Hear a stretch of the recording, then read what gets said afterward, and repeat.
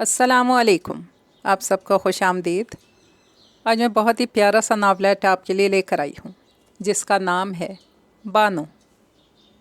अगर आपने अभी तक मेरे चैनल को सब्सक्राइब नहीं किया तो कर लीजिए, कमेंट और लाइक भी ज़रूर कर दिया कीजिए।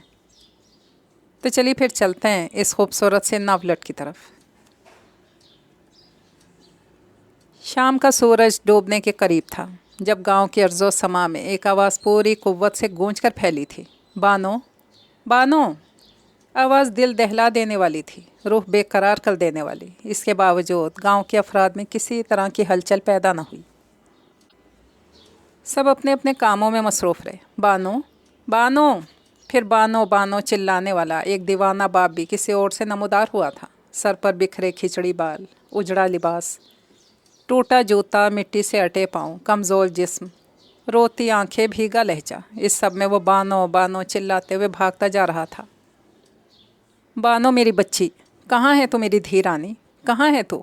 रखा चिल्लाते चिल्लाते भागते भागते चौपाल के सामने से गुजरा था, जहाँ बड़े बरगद के दरख्त तले चौधरी साहब की ज़ेर सदारत बहुत से मर्द बैठे कुएं वाले अहम मामले पर बातचीत कर रहे थे। रखे के चिल्लाते वहाँ से गुजरने पर चंद लम्हों की खामोशी हुई थी। फिर चौधरी साहब फिर से अपनी अधूरी बात को मुकम्मल करने लगे थे। किसी ने रखे पर तवज्जो नहीं दी थी, न इसके भागने पर, न इसके चिल्लाने पर। और बानो नाम को तो जैसे किसी ने सुना ही नहीं था कि इस नाम से सबको अब नफ़रत बहुत हो चुकी थी। कुछ एक दो ने ना गैर इरादी तौर पर रखे को देखा था, जज्बात से आरी चेहरे के साथ। बानो मेरी बच्ची, कहाँ है तू? कमाद के खेत पार करके वो दीवाना अब न जाने किस सिमत जा रहा था जिसकी कोई सिमत नहीं थी। बानो बानो की सदा कदरे मध्यम हो चुकी थी और दूर उफ़क़ की तरफ उठती हुई महसूस होती थी। झुके हुए रखे के वजूद से उठती हुई आह। हाँ, तो हम क्या बात कर रहे थे? बड़े चौधरी ने टूटी बातों का सिलसिला फिर से जोड़ना चाहा था, जो जोड़ना मुश्किल था। नया कुआं खुदवाने की बात कर रहे थे अब्बा जी, बड़े चौधरी का बेटा इदरीस बोला, और सब फिर से इस मसले को हल करने में मशगूल हो गए। रखे समेत सबका ख्याल भी जल्दी ओझल हो गया। रखे पर कोई कैसे तवज्जो देता कि ये किस्सा तो आए रोज़ का था। सारा दिन गुमसुम रहने वाले रखे को शाम होते जैसे कोई बिच्छू काट जाता था, और वो दीवाना वार भागते भागते अपनी बेटी बानो को पुकारा करता था। गांव वालों को इसकी हालत पे तरस आता था, लेकिन वो इसकी किसी भी तरह की मदद करने से लाचार थे। दीवाने का इलाज तो शायद फिर भी हो सकता है, लेकिन रोगी का नहीं। हकीम साहब ने बहुत पहले ही कह दिया था। क्या कोई भी ऐसी दवाई नहीं बन सकती कि रखा होश पकड़ ले? गांव वाले इसके हवाले से बहुत परेशान थे। और अद्वियात जिस्म के बीमारों के लिए होती हैं, रूह के बीमारों के लिए नहीं। फिर भी गांव वालों ने हिम्मत नहीं हारी थी। बहुत इलाज करवाया था उन्होंने रखे का। दूर दराज के हकीमों के पास लेकर गए थे उसे। किसी करामत वाले बाबे का पता चलता तो वड्डा चौधरी खुद इसे गांव आने का पैगाम भिजवाता था। शहर से डॉक्टर तक बुलवा लिए गए थे, लेकिन शाम का डूबा सूरज रात में तुलू न हो सका। ना करामतों ने अपना असर दिखाया और ना रखे ने होश पकड़े। मायूस होकर गांव वालों ने रखे की जहनी हालत को कबूल कर लिया, और वो बेचारे करते भी क्या। पहले पहल तो जब रखा शाम समय बानो बानो चिल्लाते हुए गांव में इधर से उधर भागते हुए खाट पे जा पहुंचता था, तो इसकी दरीदा सी हालत देखकर गांव की कितनी ही बड़ी बीबियों की आंखों में आंसू आ जाया करते थे। वो चौपाल तक आता तो मज़ारे चौधरी साहब का दिल भी भीग भीग जाता था। कामों में मगन पूरा गांव बानो बानो सुनकर अपने काम रोकता तो नहीं था, लेकिन सुस्त ज़रूर पड़ जाता था। अब कोई मरे हुए कभी कितना ही मातम करे, आखिर जिससे जो हो सकता था वो कर चुका था। बेबे हाजरा ने रखे की सेहतयाबी के लिए 40 दिन तक रोज़े रखकर दुआ की थी। खालिद साथ जो मेराते बच्चों को जलेबियां बांटकर उनसे रखे के लिए दुआ करवा चुका था। कल सोम ने 2 मीठी देगों की मन्नतें मानी हुई थी। कोई तदबीर कारगर साबित ना हो रही थी। अब तो जो करना था खुदा ने ही करना था। खाने पीने की से होश ही नहीं रही थी। पहनने ओढ़ने, सोने जागने, सर्दी गर्मी, इन सारी फ़िक्रों से आज़ाद वो दीवाना शाम समय बस एक ही तस्बीह किया करता था, बानो बानो की। वैसे कभी कभी मौजज़ाती तौर पर किसी रोज़ रखा होश भी पकड़ लिया करता था, अगरचे कुछ दिन के लिए ही सही। गांव वालों की इन दिनों बानो बानो की सदाओं से जान बख्शी रहती थी। इन दिनों में रखे पर बहुत प्यार आया करता था। साफ़ सुथरे कपड़े, निखरा निखरा अंदाज, शीरीं लहजा, वो भी भूल जाता था, और गांव वाले भी कि इस गांव में साल भर पहले क्या हुआ था। وہ ہنس ہنس کر سب سے باتیں کیا کرتا تھا، لیکن اس کا ہوش پکڑنا بھی کچھ زیادہ سود مند ثابت نہیں ہوتا تھا۔ بظاہر وہ پوری ہوش مندی سے بولا کرتا تھا، اندر ہی اندر مکمل دیوانگی چلتی رہی ہوتی تھی۔ اس کی صداؤں کی وحشت اس کی باتوں میں سرایت کر چکی ہوتی تھی۔ اس کی باتیں، اس کی ہنسی، اس کی خوشی سب بانوں سے منسلک ہوتی اور گاؤں کی دھرتی پر ملہار بہاتی رہتی۔ کوئی افسردہ ہوتا، کوئی غمگین، کوئی دکھی، اس کے باوجود گاؤں والوں کو وہ دن منظور ہوتے تھے۔ ان دنوں بڑا جوش بھرا ہوتا تھا رکھے میں۔ گھر گھر جا کر وہ لوگوں کو بانوں کی شادی کا پیغام دیا کرتا تھا۔ رجب کی 14 کو بانوں کے بیاہ کا دن طے ہوا ہے، وقت سے آ جانا سب۔ گلی گلی، محلے محلے، چوپال، کھاٹ، مسجد، مدرسے، ہر ملنے والے کو یہی پیغام دیتا پھرتا۔ کچھ آگے سے اچھا کہہ دیتے، کچھ نظر انداز کر دیتے، کچھ ایسے ظاہر کرتے جیسے وہ کسی رکھے اس کی بیٹی بانوں کو جانتے ہی نہیں ہیں۔ اب کسی کی دیوانگی میں کوئی کب تک اس کا ساتھ دے؟ ویسے بھی گاؤں کے لوگوں کو آج کل کنویں کے انتہائی اہم مسئلے سے ہی فرصت نہیں مل رہی تھی۔ کہاں وہ توجہ سے رکھے کی بات سنتے، بات بھی وہ جو توجہ سے سننے کے لائق ہی نہیں تھی۔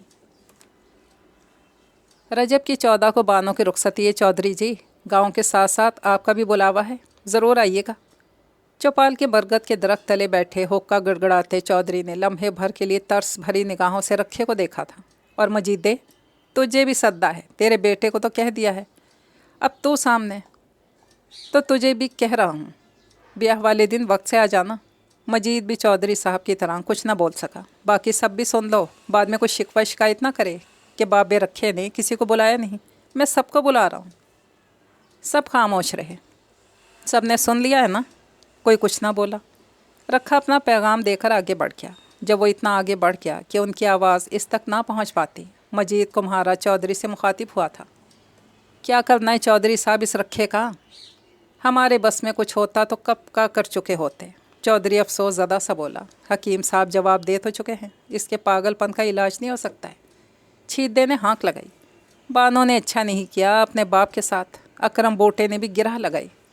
ہاں اچھا تو نہیں کیا، لیکن پتہ نہیں وہ بھی محبت میں کتنی مجبور ہو گئی تھی بیچاری۔ ایک طرف اس کا باپ تھا، دوسری طرف اس کا محبوب۔ چودھری نے پرسوچ انداز میں کہا۔ مجبوری میں ہمت دکھانی تھی تو پہلے دکھاتی۔ عین بارات والے دن باپ کے سر میں خاک ڈلوانے کی کیا ضرورت تھی؟ ادریس تڑک کے بولا۔ باپ سے مختلف سوچنے کا عادی تھا۔ باقی سب کے خیالات بھی ادریس جیسے ہی تھے۔ وہ بھی ایسے ہی سوچتے تھے کہ بانوں نے جو یہ سب کرنا تھا تو اسے پہلے ہی کر لینا چاہیے تھا۔ ایسے میں شاید تب گاؤں والے اسے معاف کر سکتے، لیکن اس نے وہ تب کیا تھا جب بارات گھر کی دہلیز تک آ چکی تھی۔ ہونے کو کون ٹال سکتا ہے؟ چودھری نے حقے کا کش لے کر ہنکارا بھرا۔ جو ہونا ہو وہ ہو کر رہتا ہے، کہتے ہوئے چودھری سوچ میں گم ہو گیا۔ اس کی آنکھوں کے سامنے بانوں کی بارات والے دن کا سارا منظر گھوم گیا تھا۔ بانوں کی بارات کے انتظام کے لیے چودھری کا گھر لیا گیا تھا، کیونکہ پورے گاؤں میں ایک چودھری کا گھر ہی تھا جو بہت بڑا تھا، اور بانوں کی آنے والی بارات بہت زیادہ تھی۔ لڑکے والوں نے کہا تھا کہ سارا گاؤں ہی سمجھو بارات پر آنے کو تیار بیٹھا ہے، اس لیے انتظام بڑی اور کھلی جگہ پہ کرنا۔ کوئی اور فرمائش تو کی نہیں تھی انہوں نے، بس ایک بارات کو اچھے سے بٹھانے کی ہی درخواست کی تھی۔ اسی لیے سارا انتظام چودھری صاحب کے گھر میں ہو رہا تھا۔ بڑے اچھے گھر میں ہوا تھا نا بانوں کا رشتہ۔ لڑکے والے 7 گاؤں کے چودھری تھے۔ 3 منزلہ پکی حویلی تھی۔ سنا تھا کہ ایک اور بڑی حویلی بنوا رہے ہیں قصبے میں۔ زمینیں تھیں کہ نظروں تلے نہ آتی تھیں، باغ تھے کہ گنتی میں نہ آتے تھے۔ ایسے بڑے لوگوں نے اور اصیل راجپوتوں کی مالکانی نے جب بانوں کا رشتہ مانگا تو کسی کو یقین ہی نہیں آیا کہ اتنے بڑے لوگ بانوں کا رشتہ مانگ رہے ہیں۔ کسی شادی میں لڑکے کی ماں نے گدا ڈالتے ہوئے بانوں کو دیکھ لیا تھا، اور بانوں اسے اتنی بھائی تھی کہ وہ ذات پات اونچ نیچ کے فرق کو بھول کر رکھے کے گھر بانوں کا رشتہ لے کر آ گئی تھی، مٹھائی کی 7 ٹوکریوں، پھلوں کے 14 تھالوں کے ساتھ۔ رکھا تو اس دن خوشی سے پاگل ہی ہونے والا ہو گیا تھا۔ اسے یقین ہی کہاں آ رہا تھا کہ اس کی بیٹی کا ایسا اچھا نصیب کھلا ہے۔ وہ تو ملکانی کے آگے بچ جائے، کبھی کچھ پکوائے، کبھی کچھ بنوائے۔ ملکانی بھی بڑی عاجزی پسند تھی۔ وہ حقیری خاطر مدارت پر ہی خوش ہو گئی۔ پورا گاؤں بے یقینی سے سکتے میں آ گیا۔ اتنے بڑے لوگ اور اتنی عاجزی۔ سفید گھوڑوں والی بگیوں پر آیا تھا ایک چھوٹا سا قافلہ رشتہ مانگنے، جو جب گیا تو پورا گاؤں رکھے کے گھر میں گھس گیا۔ لڑکیوں نے بانوں کی قسمت پہ رش کیا تھا، بڑی بوڑھیوں نے اس کی جی بھر کر نظر اتاری تھی۔ کسی نے کالی مرچیں واری، کہیں نظر نہ لگ جائے دھیر آنے کو۔ بانو خوش تھی، ہاں بہت خوش تھی۔ ایسا اچھا گھرانہ ملے تو کون لڑکی خوش نہیں ہوتی۔ وہ تو ویسی بہت خوش مزاج تھی، خوش اخلاق، خوش اتوار، خوش عقل بھی، جیسے دودھ میں ہلکا سا شکر کا رنگ، بادل میں چڑیوں کی ڈار کا رقص، یا جیسے پانی میں چاندی کا عکس۔ ہاتھ لگاؤ تو میلی ہو جانے والی۔ ایسے ہی تو نہیں، ملکانی نے اسے اپنے سوہنے پتر کے لیے پسند کر لیا تھا۔ سارے گاؤں نے دانتوں تلے انگلی دبا لی تھی، حیرت سے نہیں بلکہ خوشی سے۔ ان کے چھوٹے سے گاؤں کی لڑکی اتنی بڑی حویلی میں جا رہی تھی، اس بات کی سب کو ہی خوشی چڑھی ہوئی تھی۔ اس دن کے بعد ماؤں نے اپنی بیٹیوں کی شادی کی دعاؤں میں رب کو بانوں کے رشتے کی مثال دینی شروع کر دی تھی۔ پھر جب رجب کی 14 تاریخ بانوں کے بیاہ کے لیے مقرر ہو گئی تو پورا گاؤں اس شادی کی تیاریوں میں مگن ہو گیا۔ بانوں کے جہیز کے لیے بھی سب نے بڑھ چڑھ کے حصہ لیا تھا۔ چودھری کی بیوی سلمہ نے اپنی بڑی بیٹی کے جہیز کا کتنا ہی سامان بانوں کے جہیز میں شامل کر دیا تھا، یہ سوچ کر کہ بڑے گھر جا کر جٹھانیوں کے سامنے بانوں کی عزت کم نہ ہو۔ پروین نے اپنی بیٹی کے لیے بنائے رضائی استر بانوں کو دے دیے، باقی کسی نے جوڑے دیے، کسی نے چارپائیاں، کسی نے پیٹی، کسی نے صندوق، لیکن جس نے جو بھی دیا اتنا شاندار دیا کہ اتنا تو اپنی بیٹی کے لیے بھی مشکل سے ہی خریدتا۔ لیکن بانوں کی تو بات ہی اور تھی، ایک تو بڑے گھر میں جا رہی تھی، دوسرا ویسے بھی پورے گاؤں کی لاڈلی تھی، بڑوں سے ادب آداب سے بات کرتی تھی، ہم جولیوں سے ہنسی مذاق جاری رہتا تھا اس کا، کبھی کسی سے اونچ نیچ نہ کی، کسی کو سخت سست نہ کہا۔ اس کی خود ماں تو تھی نہیں، بڑی بوڑھیاں ہی اکثر اسے سمجھا دیا کرتی تھی، بانو تو نے کبھی پازیب نہیں پہنی، لیکن تو بولتی ہے تو تیری آواز ایسے گنگناتی ہے جیسے گھنگرو باندھ رکھے ہوں۔ تو یہ تو اچھی بات ہوئی نا تائی، ہنس کر کہتی۔ وہ عمر کے لحاظ سے سامنے والی کو تائی کہہ دیتی تھی، یہ چچی۔ اچھی بات تو ہے، اس جھنکار کو کم کر دھیرانی، کسی مرد تک نہ پہنچے، کسی کی نیت کا پتہ تھوڑی نہ ہوتا ہے۔ وہ چپ ہو جاتی، بات کو سمجھتی تھی، لیکن جو شوخی اس کی ذات میں قید تھی اسے کم کرنے سے قاصر تھی۔ اس کی چپ بھی گنگناتی تھی، اور کبھی جو کسی شادی بیاہ پر گنگنانے بیٹھ جاتی تو باقی سب اپنی آوازوں کو نیچے گرا لیتی۔ چٹا ککڑ بنے رہتے، کاسنی دوپٹے والی ہے، منڈا ست کے تیرے تھے۔ ہزار بار کے سنے ہوئے گانے اس کے لبوں سے نکل کر الگ ہی سما باندھ دیتے۔ بانو وہ آلو مٹر والے ٹپے سنا؟ اچھا چچی، اور وہ خوش دلی سے سب کی فرمائشیں پوری کرتی رہتی، نہ تھکتی نہ رکتی۔ کنویں سے پانی بھرنے کے بعد گھڑے سب لڑکیوں کی کمر پر ہوتے تھے، کوئی لڑکی سر پر بھی رکھ لیتی تھی،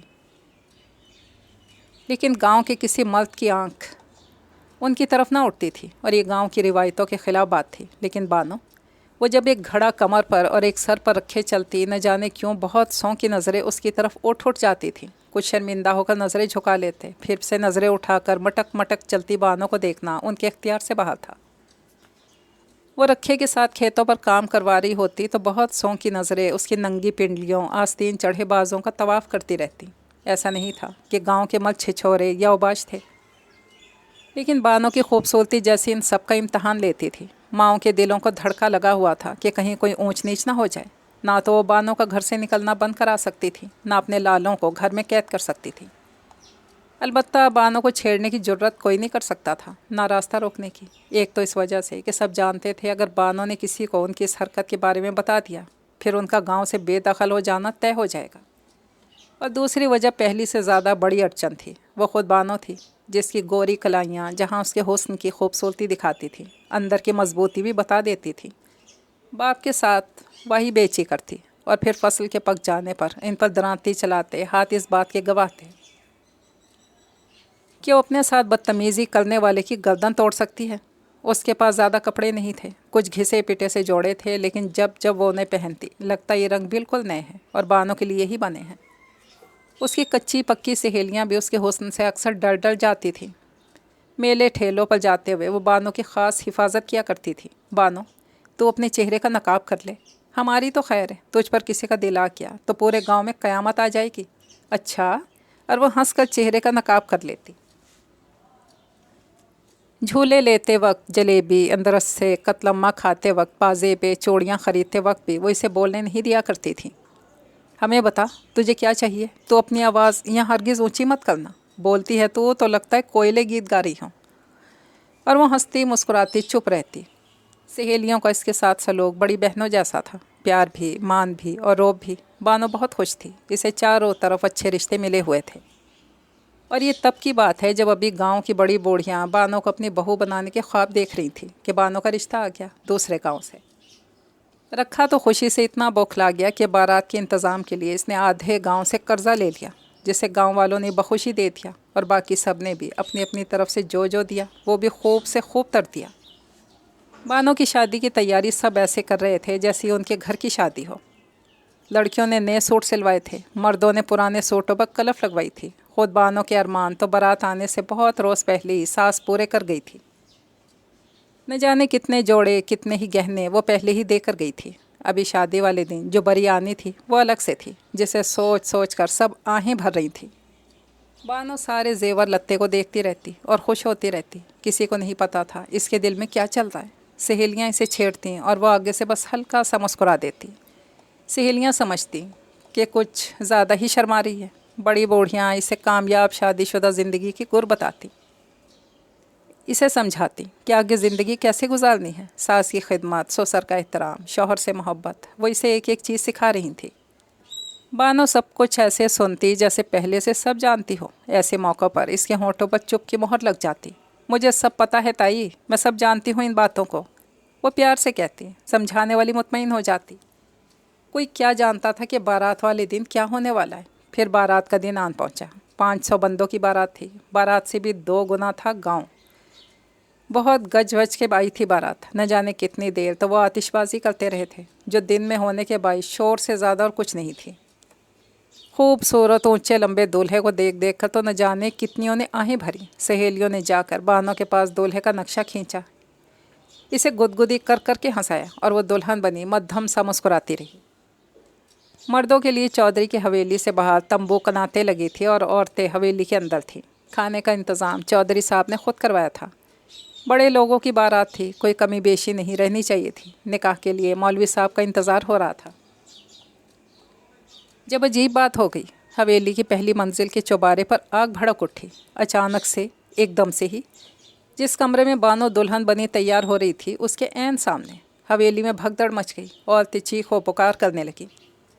مرد حویلی کے اندر گھس آئے، سب آگ بجھانے لگے۔ مٹی پانی ڈالا، آگ پر جلد ہی قابو پا لیا گیا۔ وقت بھی زیادہ نہیں لگا اور مالی نقصان بھی زیادہ نہیں ہوا، لیکن جانی شاید کچھ زیادہ ہو گیا۔ آگ لگنے سے اور تو کسی کو کچھ نہیں ہوا، لیکن اس سب میں بانو غائب ہو گئی۔ جو لڑکیاں اسے دلہن بنا رہی تھیں ان کا کہنا تھا کہ وہ اسے بنا سنوار رہی تھیں، کہ بارات کے انتظام دیکھنے کو ذرا کی دیر نیچے آئی تھی، تبھی آگ بھڑکی۔ اسی دوران بانو غائب ہو گئی۔ لیکن وہ گئی کہاں؟ سب بانو کو تلاش کرنے لگے۔ حویلی کا ایک ایک کمرہ دیکھ لیا گیا، اسٹور روم، غلے کے گودام تک چھان مارے، لیکن بانو کا کہیں پتہ نہ چل سکا۔ آگ اتنی بھی نہیں تھی کہ وہ اس میں جل کر مر چکی ہوتی۔ اگر وہ مر گئی ہوتی، اس کے وجود کا کچھ حصہ تو کمرے میں موجود ہوتا۔ معمہ تھا کہ سلجھ نہیں رہا تھا۔ باراتی ایک دوسرے کا منہ دیکھ رہے تھے اور گاؤں والے ان کا۔ بانو، بانو! رکھے نے بانو بانو چلانا شروع کر دیا، لیکن وہ کوئی بہری تو تھی نہیں جو سن نہ سکتی۔ بہری ہوتی بھی تو اپنی بارات والے دن کوئی ایسے چھپن چھپائی کھیل سکتا ہے؟ دائیں بائیں کھیتوں میں لڑکے دوڑائے گئے۔ چودھری خود نہر تک ڈھونڈنے گیا بانو کو۔ ادریس نے پکی سڑک تک بانو کی تلاش کی۔ حویلی کے اندر چودرانی کی تو یہ حالت تھی کہ وہ گھر میں بڑے بڑے صندوق، ٹرنک، پیٹیاں تک کھلوا کر بانو کو ان کے اندر ڈھونڈ رہی تھی، لیکن سب کی کوششیں بیکار گئیں۔ بانو کا کوئی سراغ نہ مل سکا۔ دوپہر سے شام ہوئی، پھر شام سے رات۔ دیگیں جو پک کر تیار تھیں، ان کا سالن ان میں پڑا پڑا ہی ٹھنڈا ہو گیا۔ کسی کو یہاں اپنی ہوش ہی کہاں تھی؟ کھانے کی ہوش کون کرتا؟ اور بانو تھی کہ مل کر نہیں دے رہی تھی۔ آخر وہ جا کہاں سکتی تھی؟ رات گہری ہونے سے پہلے پہلے بارات منہ لٹکائے واپس چلی گئی۔ وہاں رہ کر وہ کرتی بھی کیا؟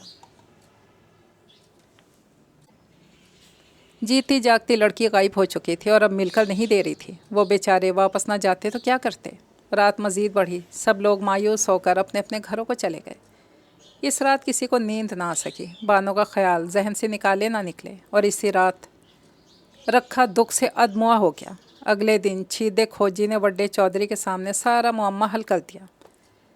بانو کہیں غائب نہیں ہوئی ہے چودھری صاحب، بلکہ وہ اپنے آشنا کے ساتھ بھاگ گئی ہے۔ کیا؟ چودھری کو بات سن کر اتنا برا لگا جیسے بات اس کی اپنی بیٹی کے بارے میں کی گئی ہو۔ جی، بانو اپنے آشنا کے ساتھ بھاگ گئی ہے۔ چھیدہ کھوجی وڈے چودھری، ادریس اور کچھ اور افراد کو لے کر حویلی کی پچھلی طرف گیا، جہاں جھاڑ جھنکار پھیلا ہوا تھا۔ छीदा खोजी ऐन इस कमरे की खिड़की तले आया जहाँ बारात वाले दिन बानो तैयार हो रही थी। ये देखिए, बानो के कदमों के निशान। खिड़की से छलांग लगाई, वो भी नंगे पाँव, और ये दूसरे कदमों के निशान मर्द के जूतों के हैं जो यकीनन खिड़की के नीचे खड़ा इसका इंतज़ार कर रहा था। छीदा खोजी जो दिखा रहा था वो बहुत वाज़ेह था, सबको नज़र आ रहा था। ये देखिए, दोनों के कदमों के निशानों में मामूल से ज़्यादा फासला है, क्योंकि वो चल नहीं रहे थे, गांव से भाग रहे थे। छीदा खोजी बताता बताता आगे बढ़ रहा था और बाकी की पलटन भी इसके पीछे पीछे साथ साथ आगे बढ़ रही थी। पीपल के दरख्त तले आकर छीदा खोजी रुका था और यहाँ वो खामोश हुआ। वहाँ दोनों के कदमों के निशान आपस में गुत्थम गुत्था हो रहे थे। चौधरी समेत कोई भी कुछ ना समझ सका। यहाँ क्या? यहाँ वो दोनों बगल गिर हुए हैं। चौधरी के माथे पर पसीना आ गया। फिर सारा काफिला छीदे खोजी की तकलीद में आहिस्ता आहिस्ता बड़ी सड़क तक पहुँच गया। बस कदमों के निशान यहाँ तक ही हैं। यहाँ यकीनन कोई सवारी खड़ी होगी जिसमें दोनों सवार होके होंगे और गांव छोड़कर चले गए होंगे। चौधरी साहब मूँछों को ताव देने लगे। इन्हें समझ में नहीं आ रहा था कि वो क्या कहें। मेरे ख्याल से छीदा खोजी ठीक कह रहा है। जो चीज़ हम देख रहे हैं वो झूठ नहीं हो सकती। फिर छीदे की महारत पर भी सबको पूरा भरोसा है। मजीद ने सबसे पहले छीदे की बात पर यकीन किया था। ये भी तो हो सकता है फिर आग भी बानों ने खुद ही लगाई हो ताकि सारा मजमा दाएं बाएं हो जाए और वो खिड़की के रास्ते आसानी से भाग जाए। इदरीस ने भी अक्लमंद होने का मुजाहिरा किया। ऐन मुमकिन है जी। मोची ने हाँ में हाँ मिलाई। लेकिन मेरा दिल नहीं मानता, चौधरी बोला। हकीकत आपके सामने चौधरी साहब, खोजी बेकरारी से बोला। बात इसके हुनर पर आ गई थी। ठीक है, शायद ऐसा ही हुआ हो। ये बात यहाँ से बाहर ना निकले। गाँव की इज्जत का मामला है। जैसा आप कहें चौधरी जी। सब ने आमादगी दे दी। इसके बावजूद बात वहाँ से निकलकर पूरे गांव में फैल गई। सबको पता चल गया कि बानो कहीं गायब नहीं हुई। बाप के मुंह पर कालक मल कर अपने आशना के साथ भाग गई है। रखे को पता चला वो जो पहले दुख से अदमुआ हो चुका था गम से दीवाना हो गया। ये नहीं हो सकता, ऐसा नहीं हो सकता, झूठ है ये सब। वो तो बहुत खुश थी शादी से। हाँ खुश थी, क्योंकि वो बहुत सा जेवर मोती लेकर जो भागने वाली थी। और ऐसे ही हुआ था। बानो चूँकि सारा जेवर पहने हुए थे लिहाजा वो इस समेत ही गायब हुई थी। ऐसा नहीं हो सकता। मैं अपनी बेटी को तुमसे ज़्यादा जानता हूँ। वो ऐसी हरकत मरकर भी नहीं कर सकती। रखा गांव वालों के सामने चीखता चिल्लाता रहा। दिल तो उन सबका भी नहीं मान रहा था, लेकिन सारे सबूत इकट्ठे हो चुके थे। जो नज़र आ रहा था इसे तो मानना ही था। हवेली के पीछे नंगे पैरों के निशान बानों के ही थे। पीपल के दरख्त तले जहाँ वो अपने आशना के साथ बगल गिर हुई थी वहाँ से इसके सुर्ख दुपट्टे के धागे भी दरख्त की खाल से चिपके हुए मिले थे। यकीन न करने वाली कोई बात नहीं रखी थी। सारे गांव वालों के दिलों में बानों के लिए जितना प्यार था उतनी ही नफरत भर गई। छिनाल बड़ी बीबियाँ उठते बैठते बानों को कोसने दिया करती। सच कहा है किसी ने, मोहब्बत बड़ी कुत्ती चीज़ है। देखो ज़रा, वो घर बार मिल रहा था जो किसी लड़की का ख्वाब होता है, और फिर भी अपने आशना के साथ भाग गई। खाटों पर औरतों को नया मौजू हाथ लगा था। कितना समझाती रही मैं तो इसे शादीशुदा ज़िंदगी के गुर, और वो आगे से कुछ ना बोलती थी। मैं समझती थी सब समझ रही है, जबकि इस मक्कारन का तो शादी करने का कोई इरादा ही नहीं था। सारे गांव वाले छीदे खोजी की खोज को मान चुके थे सिवाय रखे के। वो यही कहता रहा, इसकी बेटी पाक दामन है, वो ऐसा कदम हरगिज़ नहीं उठा सकती। वो गायब हुई है, इसे मिलकर ढूंढो। लेकिन गांव वालों का कोई इरादा नहीं था इसके साथ मिलकर बानो को तलाश करने का। इन्हें इस बात पे यकीन हो चुका था कि बानो अपने आशना के साथ घर से भाग चुकी है। इस दिन के बाद लड़कियों पर तो मोहब्बत करना हराम हुआ ही हुआ। लड़के भी अगर अपनी पसंद का इजहार कर देते थे तो माँ बाप जूतों की वो मार मारते कि 40 घर दाएं तरफ के सुना करते और 40 घर बाएं तरफ के। बानो अपने बाप के साथ साथ औरों का भी बहुत नुकसान कर गई थी। लड़के इसे याद करके गालियाँ दिया करते थे और लड़कियाँ बद्दुआएं। शायद ये वाक़या भी गांव के और बहुत से वाक़यों की तरह पुराना होकर जल्द या बदेर भुला दिया जाता। लेकिन रखा ना तो खुद इस वाक़ये को भूल सका और ना ही इसने गांव वालों को ये वाक़या भुलाने दिया था। बानो बानो, शाम होते ही बानो बानो चिल्लाते हुए दाएं से बाएं भागा करता था। इन्हीं सदाओं की वजह से ये वाक़या भुलाया जा सका और ना ही बानो को। गांव वाले आजकल सख्त अजियत से गुजर रहे थे। गांव के अकलौते कुएं का पानी अरसे से कड़वा हुआ पड़ा था। बेचारे सब बड़ी मुश्किल से गुजर औकात कर रहे थे। पानी को मीठा करने के लिए तरह तरह के टोटके किए जा रहे थे। हकीम साहब के कहने पर इसमें मनों के हिसाब से गुड़ की भलियाँ डाली गई थीं। मौलवी साहब के फरमान के मुताबिक इसमें काफूर की जड़ें फेंकी गई थीं। साईं सुल्तान के हुक्म को पूरा करते हुए कुएं में आध सेर मुश्क भी डाल दी गई। पानी की कड़वाहट थी कि कम नहीं होने में आ रही थी। इन सारे हरबों से मायूस होकर लोगों ने इनफरादी तौर पर बहुत कुछ किया था। नमाजियों ने सोलते पढ़ पढ़ कुएं में फूंकी, बड़ी बूढ़ियों ने मन्नतें मान लीं, कवारियों ने रोज़े रखे। इस सब का कोई असर नहीं हो सका। पानी निकाल लेने के बाद भी 100 जतन कर देखे। पानी को उबाला गया, छाना गया, ढेरों शक्कर मिलाई गई, बात बंद करना थी। कुएं का पानी कड़वा का कड़वा ही रहा। फिर चारों तरफ से मायूस होकर चौधरी साहब के कहने पर सब ने नए कुएं के लिए पैसे इकट्ठे करना शुरू कर दिए। घर घर जाकर चंदा मुहिम चलाई गई। मस्जिद के गले को भी 2 महीने के लिए नए कुएं के लिए मुख्तस किया गया। तब कहीं जाकर एक बहुत बड़ी रकम का बंदोबस्त हो सका। पानी बाकी के पैसे चौधरी साहब ने अपने पास से डालकर कुआं खुदवाने का बजट पूरा कर दिया। कुएं के लिए बेहतरीन जगह को जानने के लिए इन दिनों सिख सौंखियों की बड़ी शोहरत हुआ करती थी। दूर दूर से लोग सिख सौंखियों को बुलाया करते थे। सिखों को कोई चीज़ विरासत में मिल गई थी या उनका तजर्बा बहुत बढ़ गया था। जो भी था, मीठे पानी और ज़्यादा पानी देने वाले कुएं की जगह को तलाश करने के लिए उनकी मदद ली जाती थी। अब तक जितने भी तजर्बात हुए थे वो इसमें नाकाम नहीं हुए थे। गांव वाले तो पहले ही कड़वे पानी से तंग थे। नए कुएं के पैसे भी बहुत मुश्किल से इकट्ठे हुए थे, इसलिए नए कुएं की दुरुस्त जगह के लिए बहुत दूर से एक सिख सौंखी को बुलाया गया।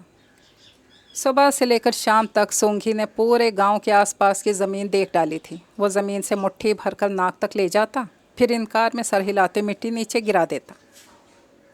पूरा गांव इसके साथ साथ था। सुबह से शाम होने को आई थी। सोंघी जहाँ जहाँ रुका वहाँ वहाँ की मिट्टी को सोंघ कर उसने पहले इनकार में सर हिलाया, फिर मिट्टी नीचे गिरा दी।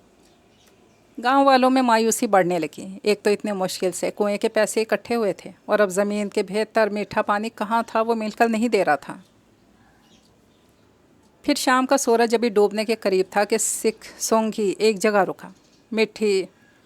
मिट्टी मुट्ठी में भरी, नाक तक ले जाकर इसे सोंघा, फिर इसके लबों पर मुस्कुराहट फैल गई। इसने खुशी से मिट्टी को हवा में उछाल दिया। मिल गया मीठा पानी, इस ज़मीन के नीचे है मीठा पानी। गांव वाले गुमसुम एक दूसरे की शक्ल देखने लगे।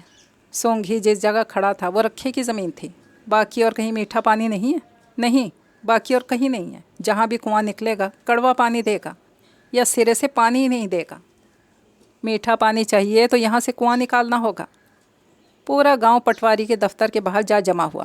पटवारी ने साफ साफ कह दिया कि जब तक रखा पूरे होशो हवास में कागजात पर दस्तखत नहीं करेगा और इस बात का इकरार नहीं कर लेगा कि वो अपनी रजामंदी से गांव वालों को कुआं खोदवाने की इजाज़त दे रहा है, तब तक वो इसकी ज़मीन पर कुआं खोदने की इजाज़त नहीं दे सकता। चौधरी ने भी मायूसी से अपना सर पकड़ लिया। सब जाकर रखे की मिन्नत समाजत करने लगे। रखा अपने होश व हवास में ही कहाँ था जो वो इन सबको इकरार देता या इनकार ही करता। दिन के वक्त तो वो कह देता इसकी ज़मीन पर कुआं निकाल लो, इसे कोई एतराज़ नहीं। पटवारी के दफ्तर पहुंचकर बेचारा बहक जाता था। गांव वाले तोते की तरह इसे सिखाते थे कि इसने दफ्तर में जाकर क्या बोलना है। सीख भी जाता है। 10 बार सुनाता था कि मैं अपने पूरे होश व हवास में कहता हूँ, मैं अपनी रजामंदी से अपनी ज़मीन पर कुआं खुदवाने की इजाज़त दे रहा हूँ। दफ्तर पहुंचकर अजीब ही बात कहता था, मैं अपने पूरे होश व हवास में कहता हूँ, बानो पाक दामन है, मेरी बेटी पाक दामन है, किसी के साथ नहीं भागी है, अपने बाप के मुंह पर कालक नहीं मल सकती, कहीं गुम हो चुकी है। मैं कहता हूँ इसे सब मिलकर ढूंढो। गांव वाले सर पकड़कर बैठ जाते हैं। ऐसा 2-3 बार हो चुका था। अब तो गांव वाले कड़वे कुएं की तरह रखे से भी मायूस हो चले थे। कुएं का खारा पानी ही पीने पर मजबूर थे। किसी और जगह कुआं निकलवाना रिस्क लेने के मुतरादिफ था। सिख सोंघी की बात पर सबको यकीन था कि किसी और जगह कुआं खुदवाना तो मीठा पानी नहीं देगा या सिरे से पानी ही नहीं देगा।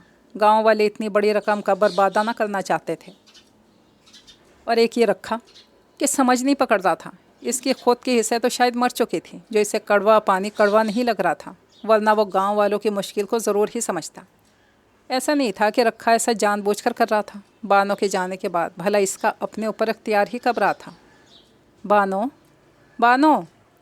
शाम का सूरज डूबने के करीब था जब गांव के अर्ज़ो समा में यह आवाज़ पूरी कुव्वत से गूंज कर फैली थी।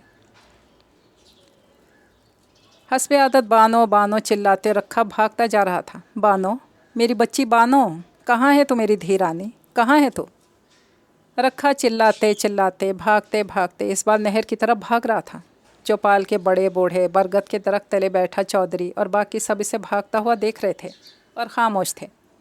इसका कुछ करे चौधरी साहब, अब तो इसका पागलपन कड़वाहट लिए हमारे हलकों में उतरने लगा है। अकरम ठीक कहता है चौधरी जी, कड़वा पानी पी पी कर अब तो मीठे की हिस्स भी मरने लगी है। कोई हल भी तो नज़र नहीं आता इसके पागलपन का। बेटी के भाग जाने को उसे यकीन नहीं और उसके मर जाने को वो मान नहीं सकता। चौधरी मायूसी से गहरा सांस भर कर बोला, वो बानो को मरा हुआ माने भी कैसे जब वो है ही जिंदा। काश इस आग में बानो जलकर ही मर चुकी होती। मरे पर रखे को सब्र तो आ जाता है, हमें भी चैन नसीब हो जाता। वटे चौधरी ने बात पराए नाम की थी, लेकिन इस अदना सी बात में न जाने क्या था। मजीदे के दिमाग की बत्ती जल गई। चौधरी जी, क्या ऐसा हो सकता है हम किसी तरह रखे को यकीन करवा दें कि बानो असल में मर चुकी है? कैसे? चौधरी के कान खड़े हुए। हम इसे ही बावर करवाते हैं कि उस दिन बानो किसी के साथ भागी नहीं थी, आग में जलकर मर गई थी। लेकिन हम ये बावर करवाएंगे कैसे? ये काम तो उसी दिन हो सकता था, अब कैसे होगा? उस दिन किसी को क्या पता था कि आगे क्या होगा? तो फिर अब क्या हो सकता है? अब भी बहुत कुछ हो सकता है चौधरी जी। रखा कहता फिरता है ना कि रजब की 14 को रुखसती है बानो की। यही ना, तो इस बार रजब की 14 को नकली ब्याह में बानो की असल रुखसती करवा देते हैं। मजीद की सारी बात पर पहली बार चौधरी की आंखों में जौत सी झांकी। मजीद को मज़ीद जोश मिला।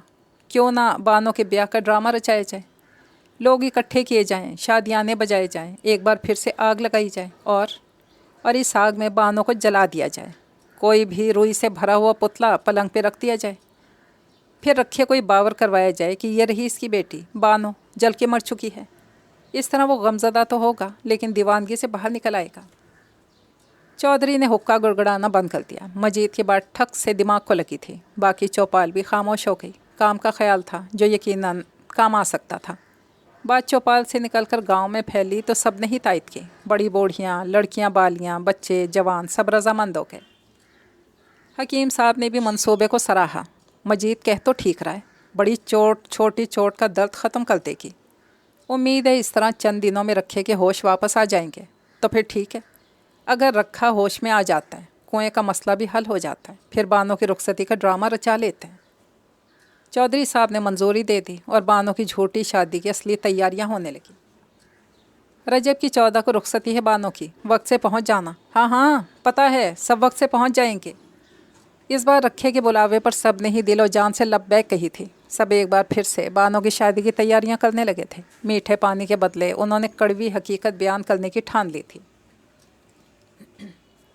एक बार फिर से हवेली को सजा लिया गया। लोग इकट्ठे किए गए, देगे चढ़ाई गईं, शादियाने बजाए गए। रखे को बावर करवाया गया कि आज इसकी बेटी की रुखसती का दिन है। और रखा भी ऐसा होशमंद हो गया जैसे वो कभी दीवाना रहा ही नहीं। गांव वाले इसके साथ ऐसा बर्ताव कर रहे थे जैसे आज वाकई इसकी बेटी की बारात हो। एक एक काम इससे पूछ के हो रहा था। रखा जी, कुर्सियाँ कहाँ लगवाई जाएं? रखा जी, ये चावल चक्कर देख लें, ठीक बने हैं? चाचा, दूध में शक्कर डालनी है, ये शरबत। इतने पुरजोश सब असल बारात वाले दिन नहीं थे जितना आज थे। सबको मीठे पानी के कुएं का शिद्दत से इंतज़ार था। बानो का किरदार निभाने का कुर्रा आमना के हिस्से आया था। इसे मेहंदी लगा दी गई थी, सुर्ख रंग का जोड़ा पहना दिया गया था और गहने जेवर पहनाकर अच्छे से दुल्हन बना दिया गया था। रखा अपनी बेटी से मिलने कमरे में आया था और घूंघट निकाले आमना को बानो समझकर इसे सीने से लगाकर जी भर कर रोया था। इसके सदके वारी गया था। शौहर घर जाकर रहने की कुछ नसीहतें की थीं। फिर नीचे बारात का इंतज़ाम देखने चला गया था। गांव के आधे लोग बाजों के साथ बारात लेकर पहुंच गए थे, जिनकी अब शरबत वाले दूध से तवाज़ो करवाई जा रही थी। निकाह के लिए मौलवी साहब को बुलाने रखा खुद मस्जिद की तरफ गया था। मजीद चौधरानी को मिट्टी के तेल से भरी हुई एक बोतल दे गया था और बाहर चौबारे पर इसने लकड़ी के बुरादे से भरे 2 तसले रख दिए थे। चौधरानी को इसने कह दिया था कि जैसे ही मौलवी साहब हवेली के अंदर दाखिल हों, उन्होंने तसलों पर थोड़ा सा मिट्टी का तेल डालकर उन्हें आग लगा देनी है।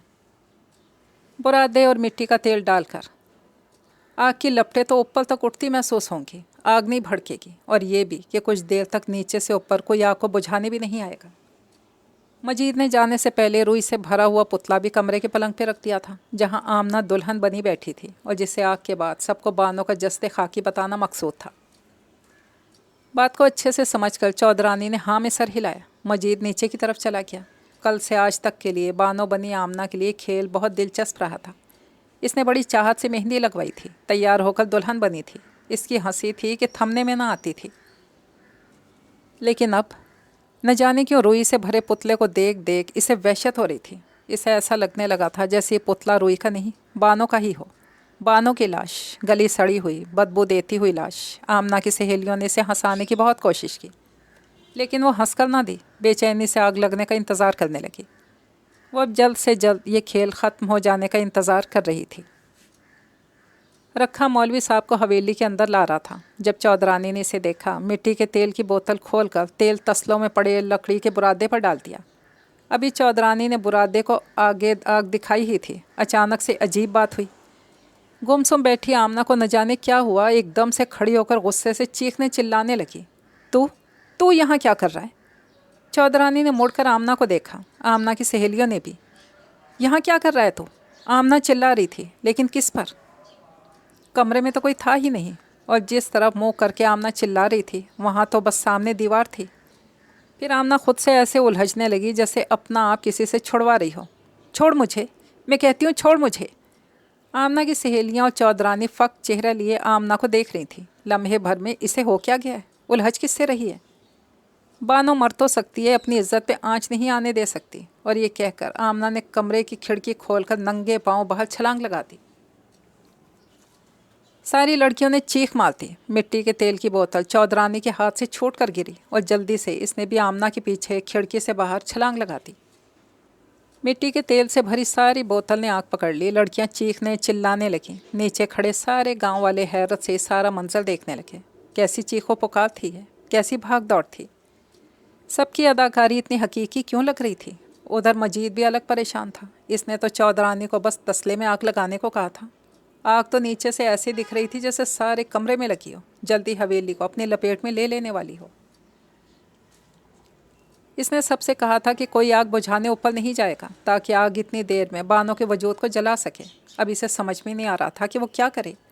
लड़कियों का चिल्लाना था कि रुक नहीं रहा था। सबको जल्दी एहसास हो गया कि यहाँ अदाकारी करते करते सब हकीकी हो गया है। एकदम से भगदड़ मच गई, चीखों पुकार होने लगी।